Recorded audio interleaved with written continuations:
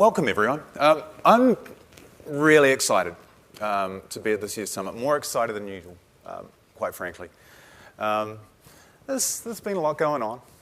We're going to talk a little bit about method. We're going to talk a little bit about madness. Right now, I'm excited because I'm seeing many familiar faces. I'm seeing many new faces. But I'm excited for other regions because we're actually in a madness transition, which I'm pretty thrilled about.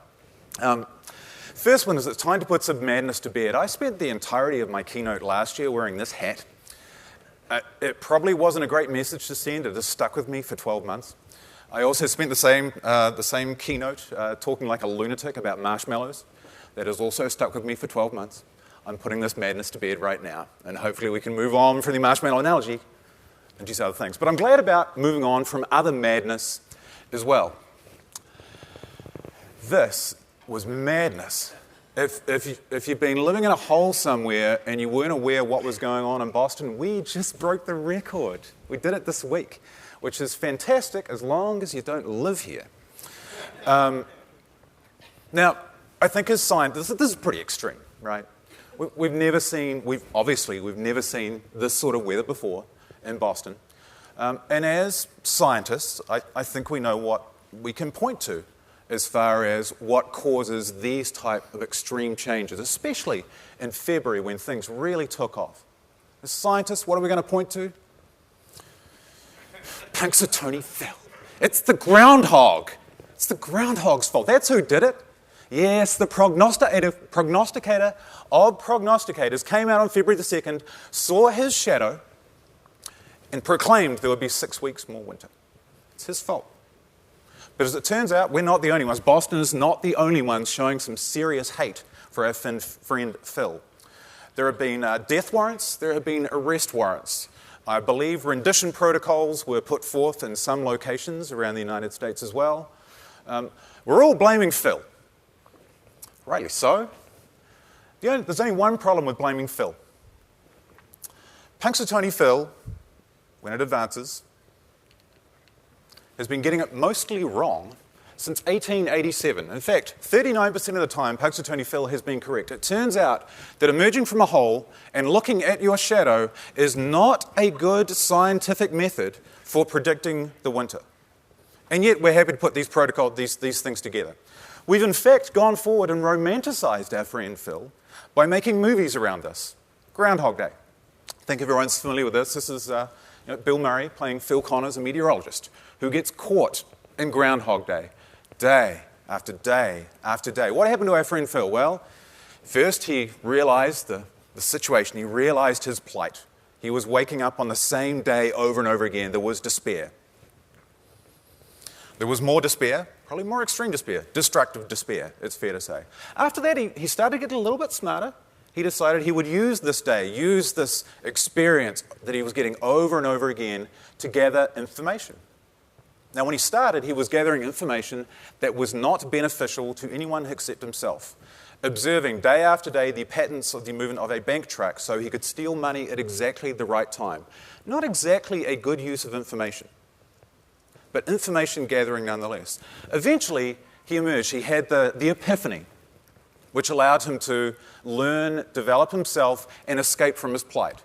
So instead of thinking of himself, he was gathering information about where someone would need a Heimlich maneuver, or where a boy was falling from a tree, improving his own skills, so ice sculpting, learning to play the piano, learning to speak French. He was learning new capabilities. He was acquiring data in order to get smarter to improve his situation. So there was method even in amongst the madness that he was originally bestowed with. And we'll talk a little bit about that, madness and method. And we'll apply it in hopefully something that will not be a movie circumstance, so you can maybe take something away. Once you've got method and madness, you can look for disconnects. We'll do that. And then at the end of this all, we'll find our inner Phil. We'll go looking for what we can do and what we can do better. But let's start with this madness and method. The estimated number of groundhog days that Phil Connors lived through, 12,403, about 34 years, or the average life of a postdoctoral individual. 34 years. That's how long he had to learn. Now, this could have easily fallen into the definition of insanity. doing the same thing over and over again and expecting a different result, but he chose not to do that. In the end, he chose not to do the same thing over and over. He collected actionable data to help others. He collected new capabilities to help himself. That was the decision he made in about the same time frame that most people in this room are in their professional lives. That was the decision that he made.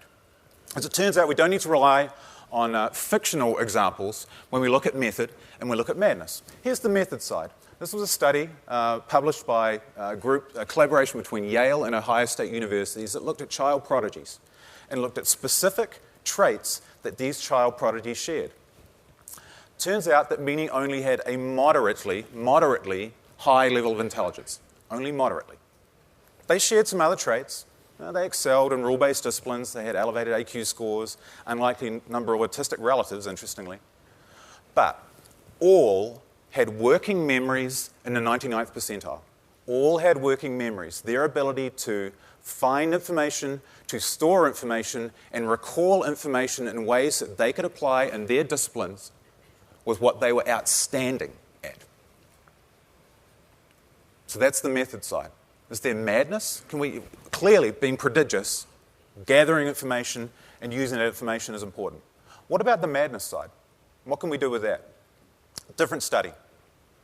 This one by a group at the Karolinska Institute in Sweden that looked at neurological patterns and found strange correlations between highly creative people and people with schizophrenia. No, seriously. They had the same decreased number of D2 receptors in their thalamus. And this leads to a certain behavioral pattern, some of which is controlled, some of which is uncontrolled. What types of patterns? A low degree of signal filtering that leads to a barrage of uncensored information. They have no predispositions that were preventing them from capturing information and thinking about that information before they dismiss it. And that ignites innovation. The biggest finding they had, thinking outside the box is easiest when you have a less intact box. These two things are important. They're important in terms of innovation and being prodigious at innovation. We need the largest working memory that we can possibly generate with the information that we have at hand, and we cannot artificially filter based on the predispositions and biases that we come in with as individuals or as corporations. These two things have to be combined. Memory and tear down that box. As it turns out, there are real-world examples where deep memory, where memory recall and taking disparate pieces of information can be applied. This is one case, a pretty well-known case, where Target was able to determine that a teenage girl was pregnant just by looking at the patterns of behavior, of her buying behavior in Target stores. They found out she was pregnant before her father did. And that's essentially the headline. Just by looking at information that would have otherwise looked to be disjointed, that's what they were able to look at. Another case, Google and the Google Flu tool. By looking at search terms, by looking at Google searches for specific terms, they can figure out spatially and temporally where there are flu breakouts before the CDC, in advance of the CDC, by capturing information that's available to them and applying it in ways that are obvious now, but were not obvious to anyone else until they started doing it.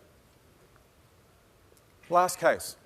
Entire election campaigns have been run using a data-specific and data-heavy approach.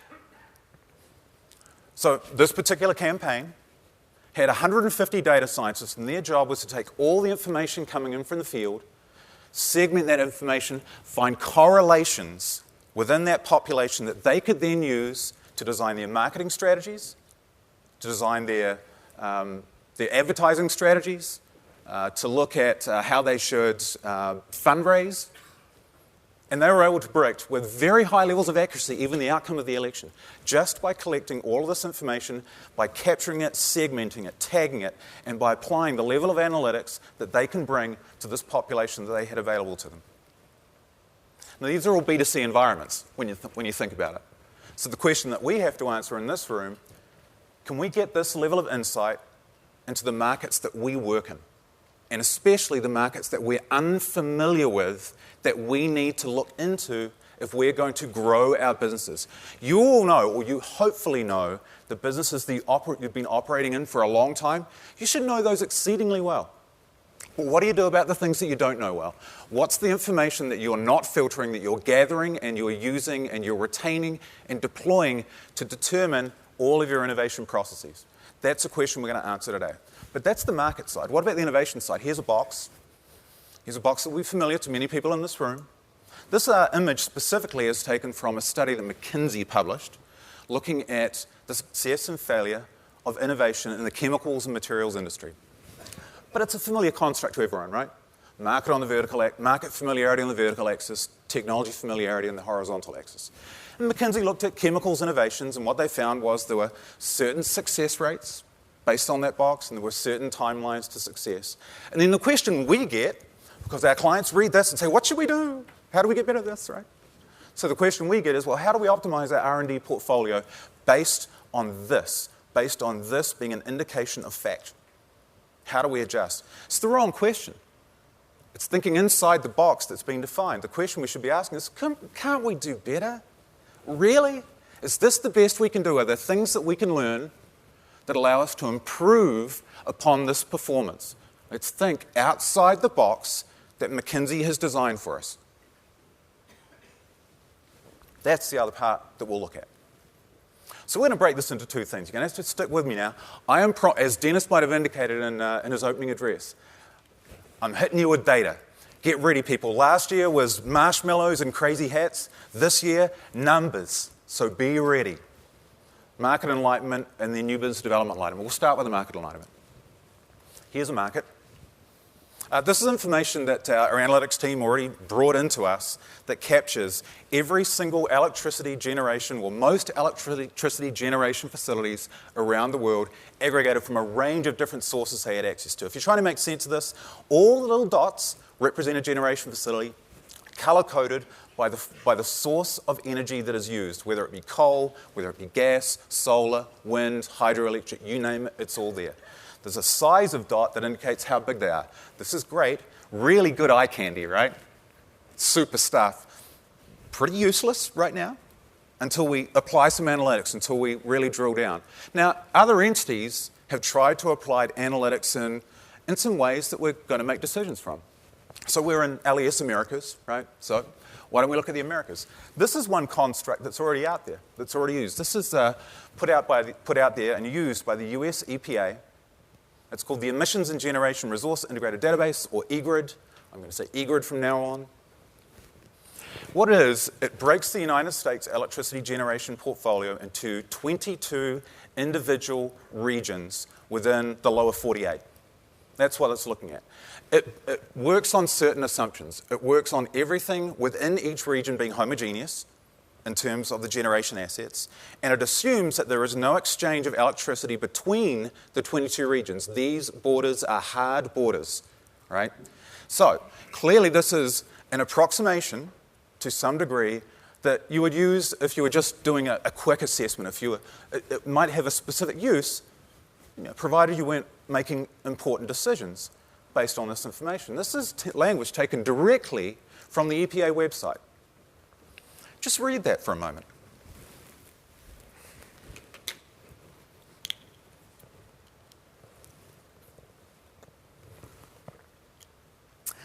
Doesn't this seem important? Do anyone else in the room, do you look at this and go, really? We're going to use an approximation that everyone in the audience was already looking at and going, there's no way that's true.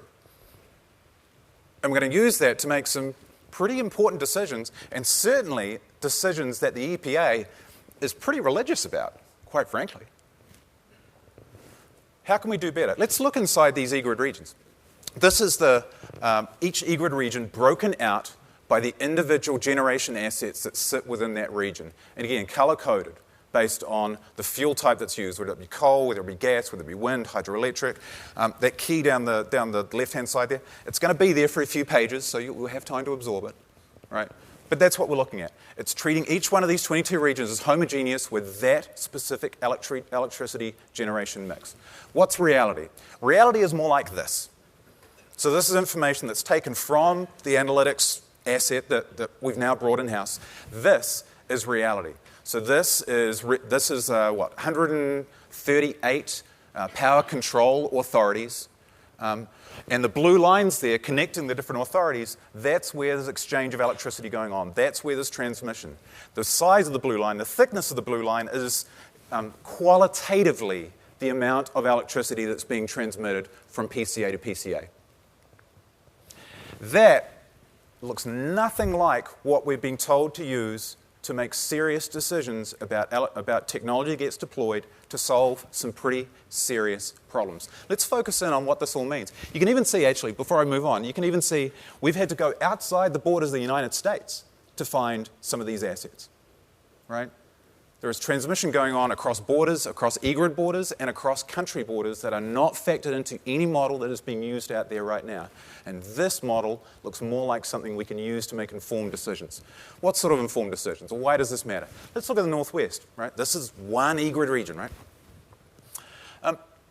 On the top, we've got the an hour-by-hour basis in July of the Portland General Electric Company and their generation assets and what they're deploying out to their customers. On the bottom, that is Seattle City and Light. Does this look homogeneous to anyone in the room? In any way, shape, or form, based on either the color coding there, which is generation asset type, or the patterns of behavior and the peak loads that are out there. Again, getting down to this level of analytics leads to some very different decisions. On the right-hand side, you can see there's dynamics going on there, bubbles getting bigger and smaller. That's an indication of when assets come online that are feeding into these two specific PCAs. Look at how far away it's coming from, and look at how unclean some of that generation asset is. And you talk to anyone in the Northwest, greenest utilities in the country. It's not reality. When you get down to the analytics, that's what you're looking at. That's what we've got to design for. Think about this if you're in the business of, I don't know, transmission technology, energy-efficient transmission technology that's not so leaky, right? Power electronics. This is opportunity for you that would never be apparent under the constructs that's put out there by public domain, in the public domain by US authorities. We've got transmission lines here that need to be upgraded.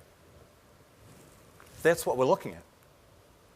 Let's look at a different example, one that may be a little closer to home. Let's look at a cement company, Holcim, Swiss-headquartered cement company, but has substantial operations in the United States. Concrete and cement company is one of the largest industrial emitters of carbon dioxide in the world. Right? I think everyone knows that. It's pretty energy-intensive sort of stuff. A lot of them have put out a marker saying 25% reduction in their carbon emissions per unit revenue or per unit output. What I've done here is I've marked 5 of the 40 or 50 Holcim facilities that are in the United States. And we're going to look at what decisions can be made based on realistic information. This is not even hypothetical, though. In 2010, Holcim installed about a 2,600 square meter, 156 megawatt hour per year solar facility in one of their Colorado operations. This is real. I know it's real. There's a picture. I found it on the internet. But you can see the stack in the background. I'm confident. So, does this decision make any sense based on reality? Well, let's look at what the EPA would say. Comparing those 5 locations I've marked, this is the carbon emissions reduction that comes from installing that solar facility or choosing to install that same solar output in different locations, in these 5 different locations. You can see there's a mix there. A lot of it makes sense, a lot of it's intuitive. There's 3 that are within shouting distance of each other where you could look at those and go, yeah, there's probably some external factors, some other factors you could look at that would drive a decision to choose Fountain, Colorado, which is where they chose to put the facility. So EGrid would tell you, yeah, I could squint my eyes and I can make sense of this. When you look at the network analysis, as we're able to do now, the picture's very different. This is a reality of what the generation assets do. So the facility should have gone here. It should have gone in the Missouri facility. Now, think about the implications of this. For a company that's aiming to reduce their emissions by 25% over time, if they continue down this path, it'll take about 60% more money, more CapEx expenditure to get to exactly the same target that they've set. This isn't just hypothetical tree-hugging stuff. This is dollars. This is dollars down the toilet. This is no more informed than a father finding out from Target that his daughter's pregnant. It is no more informed than that. But there's bigger implications here as well. Think about the regulations that are certainly being talked about, 111D Clean Air Act regulations that are going to look at source and site emissions for every single company. Every company's got to think about this, either today or tomorrow. So all of the CapEx investments that you're thinking about today are going to have a life that is 20, 25, 40, 50 years out. Are you going to make the right decision today based on good information or based on approximation? This is the idea of working memory, of bringing that to life. You can think about this from a technology development perspective as well. If I'm thinking about a 10-year R&D program, don't I want to know what the world could look like in 10 years with greater accuracy? If I'm going to have better prediction as to whether my technology makes sense? Yeah, I think so. This doesn't just apply to just straight out grid, though. You can apply this to any technology class and any development that you look at, whether it be renewables, whether it be grid storage deployment, green building retrofits, even electric vehicle fleets, and decisions are made around those are connected intimately to this type of information and the impact that it will have. Bad information probably means bad decisions. But it goes beyond just electricity, because water has an energy footprint, depending on where your source water comes from. If you're recycling water, if you're 100% recycling water, you have the best energy efficient solution that you have overall. But the moment you get to increased salinity, the moment you're pulling from more and more demanding sources of water, the more energy footprint you have. Every electron needs to be watered. Every molecule of water needs to be powered. That's consistent. Now, how much you need to power that water, well, that's up to you. But now we've got a megawatt hours per megagallon basis. We can start laying maps on top of each other. So we can look at megawatt hours per megagallon on the same geospatial basis that's connected to the type of grid analytics that can be done. This is overlaying all of this information, taking apparently disparate sets of information, recalling that, applying it, and finding insight, finding disconnects in markets that would otherwise not have been possible to find, and certainly not with a degree of specificity that's out there once you get down to this level. And it goes beyond that. This is an example from a food and beverage company that using this type of construct, by being able to get to a levelized set of measurements, they can look at NPV on the vertical axis, they can look at capital cost by the bubble size, they can look at energy savings, source energy savings, and they can apply it across any given decision they want to make for their operations and their facilities. Anything. Buildings, water, electric vehicles, you name it. And this is a food and beverage company making these decisions right now. You can even get down into what fossil fuel mix is within each of those bubbles on a site-by-site, location-by-location basis. That's pretty important if I'm, say, a sustainability officer. It's pretty important if I'm a chief operations officer. If I'm making decisions about facilities and where investments go, I think I want to know this. I think I want to be able to make levelized, logical, benchmarked decisions on where things go. But think about this from a different perspective. Once we get past geospatial analytics for energy, then it plays into a whole bunch of things. We can look at energy, water, that flows into cropland analytics that's out there in the public domain. You can look at weather. You can start building scenarios out of all of this information and getting to benchmarks and getting to future-facing information. How can we use this? We've already talked about your decisions around facilities, but think about this in terms of marketing and sales. Right? If you know where the biggest disconnects are between energy and building retrofits or energy and water, I don't need to rely on my sales team to roll up a sandbagged number each year to determine who should get what quota if you're selling a water-efficient energy technology or an energy-efficient water technology.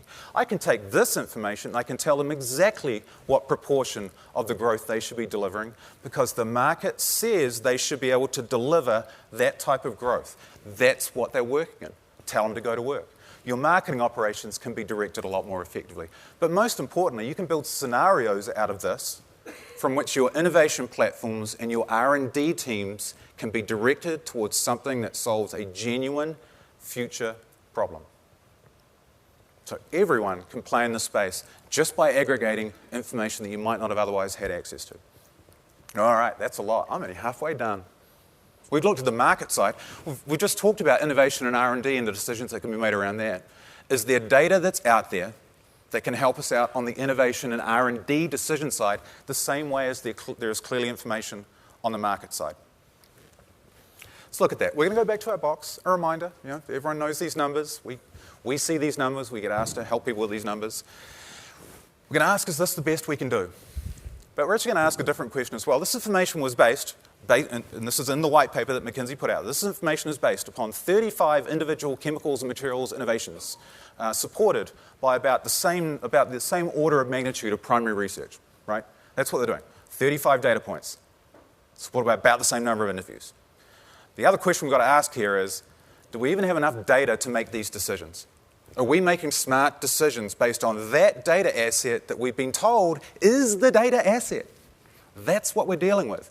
This is one of the reasons we brought in an analytics team to tell us we were stupid. That's why they're here, and they're doing a good job so far. So, can we generate more data? Well, we have an asset in hand. I've been told we have an asset in hand because our analytics team are already picking it apart. They're already telling us exactly what's going on.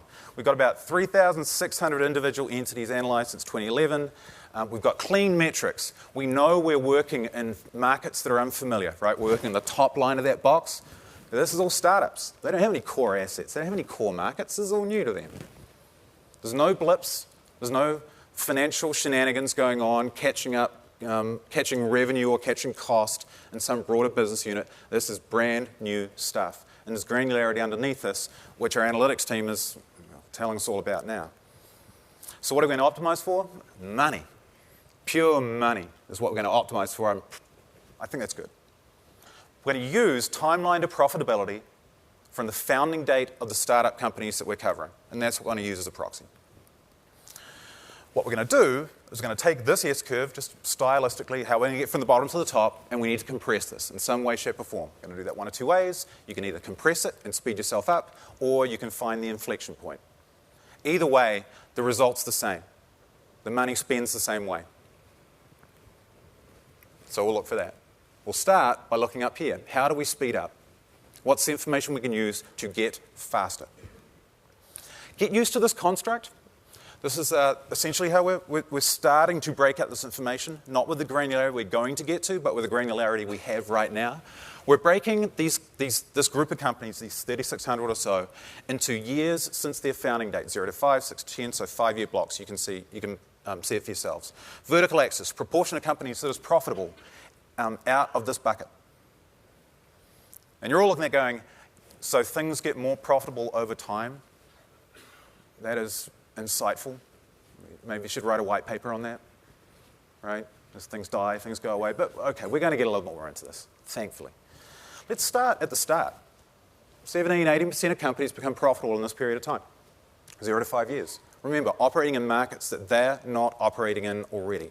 So what happens there? Well, there's correlations and stuff. Have better technology, profitable faster. Have better partnerships, profitable faster. Have better partnerships, actually a little bit better than have better technology, if you just look at this on a straight-up basis. But let's put these two things on the same set of axes. Let's break these out into classes of companies by partnership quality compared to their technology value. Let's look at that. Good news is, if you start from horrible, there's no place but up. So, you get better technology value, your chance of profitability go up in the first 5 years. Good news, right? Good news for the technology snobs in the audience. Hooray. If you get better partnerships, your chances of making money faster go up. Things get a little bit messy up here. This is telling you something very different, all the technology snobs. This is telling you, if you build great partnerships, if you get out the door and talk to people more and quicker and stop looking at your precious invention like it's some holy grail and just get out the door and talk to people, you can solve all your technology sins by building great partnerships fast. Get out the door and talk more. It solves all the sins, and you might find out how to improve the technology a little bit quicker. Faster failure, faster learning, get better faster. The data says so. This is not me saying it. And again, you're going to look for causality, right? Everyone's going to say, yeah, but I'm a scientist. Tell me what comes first. What's the chicken and what's the egg? Doesn't matter. A scientist wants to find causality. A data scientist just needs to find correlation. Think about that. The correlation says build better partnerships. You will get better faster, regardless of the technology asset you think you are sitting on. Turns out the services model helps out with this. And everyone's going to say, yeah, services model. We've all listened to the drums beating before that services models are CapEx lighter and all the rest. Yeah, good-o. That's true. Holds up in the numbers, whether you're just pure services or whether you sell services on top of products. But as it turns out, if you look at that same categorization, services companies are just better at building partnerships as well. They're better and faster at building relationships. Why? Because a services model is a services culture. So even if you're religiously against having a services model, and Lord knows there are people in the audience representing companies in the audience who have told me as much, at least build a services culture at a bare minimum for your own sake. So that's the start. What about going forward? Well, as I said, things get better over time. Now, the technology folks amongst you are going to say, well, over time, the bad technology dies and goes away, right? That's just a fluke in that first 5 years. It's just an artifact of great partnerships. We can solve for that, right? Well, if you look at the distribution over time of technologies that survive, this distribution really doesn't change. Not that much. A little blip in the first 5 years. But after that, bad technology can survive a really long time, particularly if you have the right venture capitalist. So we're not artificially putting something in place here that's saying, yeah, eventually technology is the only thing that matters. As it turns out, though, it does matter eventually. Eventually, technology becomes a differentiator in terms of the speed with which you can make money. But there's better underlying factors here. This doesn't differentiate, at least not by itself. In the end, it does. In the end, technology matters. Technology is what gets you and keeps you around for the long haul. Other things turn out to be more important. Exactly the opposite pattern. You can get 10, 15, 20% higher probability of making money in the first 15 years by having a services model. Services makes you money in the shorter term. Technology makes you money in the long term. You need to have both. It's a virtuous cycle. Have great technology, make money, have services, learn more, build more products, make more money. That's the job. That's the job. It's a portfolio. Innovation is not R&D. Innovation is not invention. Innovation is how you go about interacting with the markets that you operate in. Good news is, and this is where it's, we're getting into a little more of a sort of a Lux language here, we try and unify this into a take, right? So you don't have to take partnerships and services and profitability and technology and all this stuff and look at it. Good news is, our analysts know what money looks like. I think that's that's the takeaway here, right? But positive and strong positive takes mean something. Again, we're just looking for correlation, right? You don't have to believe what our analysts say, but if it leads to outcomes, if you can find correlation to positive outcomes, then it might have some value. So let's look at this by industry, because I know everyone's saying, yeah, but it doesn't apply to my industry, right? It's not me. So you're talking to someone else. I'm going to do one case study for you. I'm going to choose water. Interestingly, water startup companies are ahead of the curve in terms of their chances of making money over a given period of time. Think about that. The number of times I've heard companies say, nah, you can't make money in the water industry. Data says you're wrong. Data says people are prepared to attack it with interesting technologies and approaches. They know what they're doing. Over time, water can make money. But over time, what happens? We're going to do a little walk here. Everyone's familiar with a financial walk. That you see them a lot in internal corporate mechanisms, right? We're going to do a profitability walk. We're going to do a profitability walk on water. We're going to start with water technology developers we profiled in 2009 that were not yet profitable, that had high technology value, and had a Lux take a positive because the data, the correlations say this has a higher probability of success if we look at it. This category, 22 companies, average age 6.4 years since founding. And we're going to do a walk. We're going to look at what died, what got acquired, what became profitable, and where you end up. What happened? One company died, EcoSolids, a sludge treatment company based in the United Kingdom. 2 companies got acquired, Solmetics, that was bought by private equity, Cambridge Water Technology that exited to Siemens Water Technology, a company now known as Evoqua. They were your 2 exits. What was the rest? 8 out of 22 companies became profitable over this 5-year period. 8 out of 22. The run rate for a water company over the same period of time, the average run rate over that period of time, about 17 to 18% of companies should become profitable in that point in time if you look at the data. We're looking at 8 out of 22, that's about, 38%. 20% improvement by appropriate capturing of metrics. This is not just about, use Lux information. The question I want you to ask yourselves is how are you capturing the information about your platforms, about your programs, and about your interactions with the outside world? Do you have appropriate granularity to allow yourselves to go back and look at success and failure in a qualified way so that you can find your own correlations based on the constructs that you want to have that suit your organization? So that's what we end up with. 8 out of 19 survive and are now making money. What changed? Well, a few things changed. Their technology value went down, their competitive landscape got worse as other companies entered. Their partnerships got better, and their management team probably got smarter. I don't know what's the chicken and the egg there. But that's what you're looking at. That's the walk. And you can do this in any industry you want. You can look at resources, electronics, materials, and try and look for the same correlations within the information that you have available to you. I know there are a lot of corporate venture capitalists sitting out in the audience. I know you've got to be sitting on a data asset. You've got to be. Half your reason for existing is to get access to deal flow to bring that precious information back to the nest. That's the job. Technology scouts, same thing. That's the job. If you're not categorizing the information to find the correlations, you're not doing your job. You're not doing your job. So, we can look at any of these. Do whatever you want. We're actually going to do it in a different way. We're going to search for this inflection point first. Going to change the construct a little bit. This is cumulative profitability over time.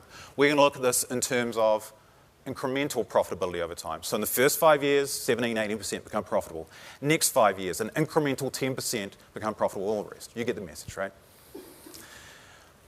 That's an inflection point.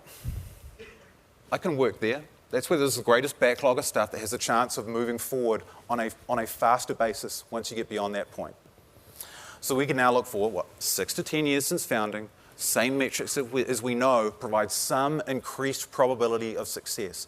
We're just trying to make the odds in our favor. Brent Giles will talk about gambling and innovation later on, at the start of tomorrow.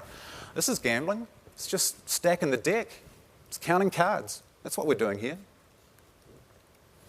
That's what you get, and this is just not even comprehensive. I'm not going to go through every one of these companies. We've got a team of analysts here who can speak to any company that's highlighted here that fits that profile of higher probability of being successful in the next 5 years. That's what you're looking at, but there's something here for everyone.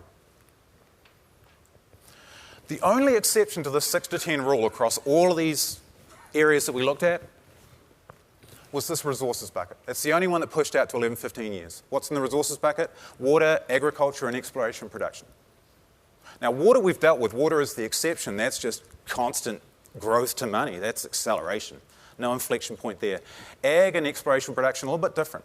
Here we want to look for companies 11 to 15 years out, same profile, and this is what we come up with. Above the line, this is your agriculture companies. Below the line, exploration and production companies.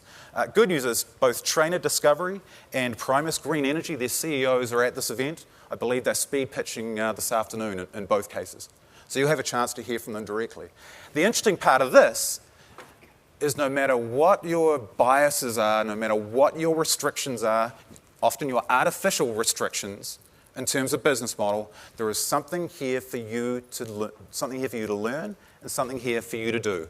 Whether you just want to care about products, if you're maybe interested in what services could do for you, if you just want to license technology, a little bit of something here for everyone. All right, that was a lot. Now we're going to find our inner Phil. Not that Phil. We're done with that Phil. That Phil is stupid. He gets it wrong. He doesn't have great data. Staring at your shadow is not a good strategy for anything, including innovation.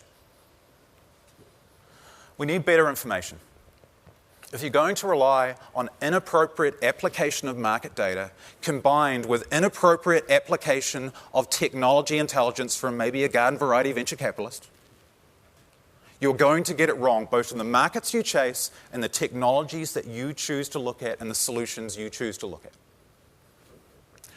Once you have good information, converge the sources. Every company in this room needs to think about what are the analytics teams and the capabilities you have inside your own organizations. Because analytics is going to be power. If you don't have a strategy for the information age, you do not have a strategy. You have no strategy. That is the age we're living in. If you can put those two things together, converge your sources from a market perspective, as well as converge the information you have internally from a technology perspective, you've got a higher probability of making money. Leverage the learning of others. So this is the way we published our information back in 2007. It's very text-based. And what we found was it was valuable information, but it didn't provide insight. We couldn't extract data from that because it was captured in the wrong way. We need to capture information at fields that can be researched, that can be compared, contrasted, and put together in ways that you can extract insight and find correlations. If you're still capturing your information in text-based fields and in paragraphs, you're not extracting the most out of the information that you're generating for your collective organizations. Your information management is critical. That's what allows you to dial up your working memory, regardless of what type of metrics you want to put in place. Your corporate working memory needs to improve for you to be prodigious. And then let's tear down the box a little. The corporate new business development, D2 receptors in the thalamus, probably a little too active. Challenge the box that you've designed for yourselves. If you've never thought about a services business model or never even looked at it, challenge the box. If you never looked at information generation as a revenue stream, as part of your strategy, and I'm talking information in this kind of information meets matter IoT age that Mark Bingham will talk about at the end today. If you don't have a strategy around that, if you haven't looked at it, again, you're missing an awfully big boat that is only going to get bigger. Other companies are doing it. We've talked about this example in the past. 3M invests in a water IT company. Merck, if you look at their corporate venture capital portfolio, they've got their technology bets, but they've got a whole bunch of IT platforms they've invested in as well to get information about what their future is going to look like. SunPower just invested $20 million in Tendril, not just to optimize their own solar practices and their own solar business.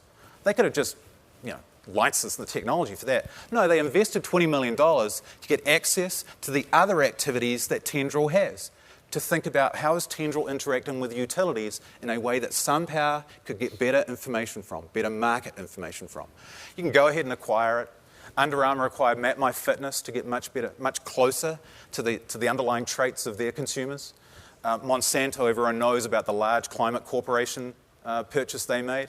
And more recently, Acuity Brands, a solid-state lighting and controls company.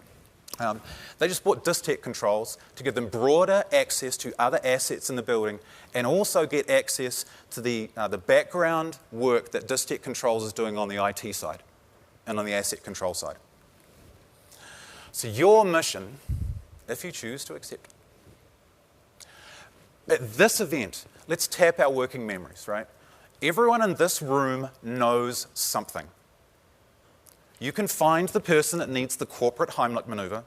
You can find the person here that's falling out of their innovation tree, and you can save them based on the information that you have. Network and find those people so that you can help them. Let's tear down that box a little bit.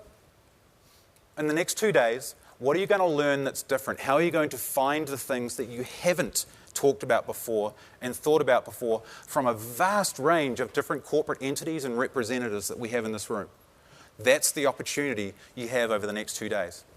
Above all else, just network with both method and madness. Don't go to just the people you know, go to the people you don't know and ask them what they know that you can know.